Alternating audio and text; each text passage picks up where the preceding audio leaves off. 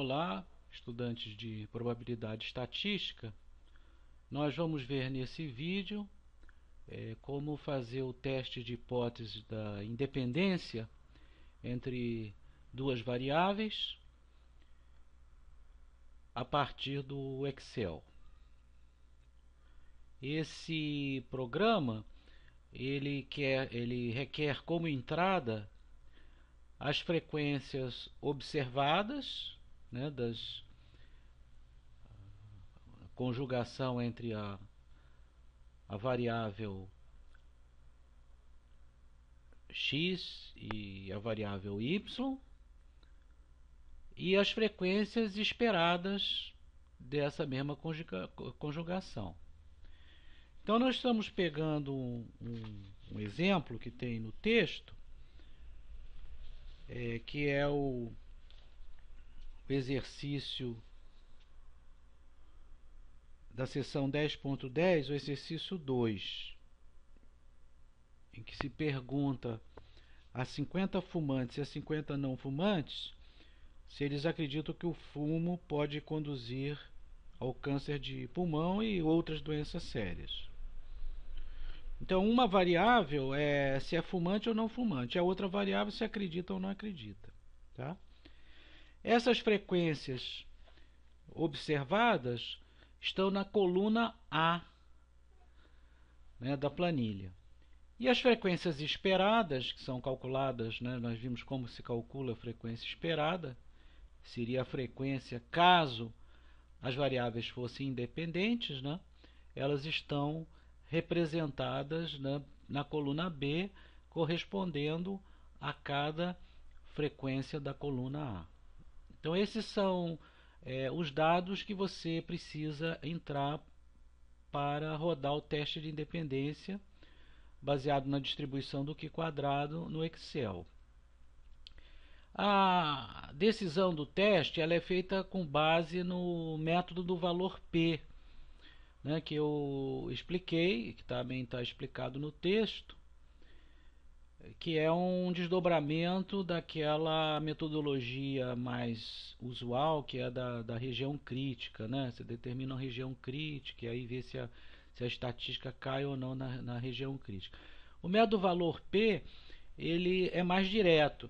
Ele dá a probabilidade, né, daquela estatística ou valores maiores que aquela estatística ocorrerem se a média, né, no caso a proporção, enfim, o que você tiver usando, né, como hipótese for verdadeiro, no caso a hipótese de independência, né? Então se você fizer a suposição de que a hipótese de independência é verdadeira, então o método valor P vai te dar a probabilidade daquele valor ocorrer. Se for no caso de independência, esse valor deveria ser um valor alto, né? Porque essa estatística teria que estar próxima de zero, né?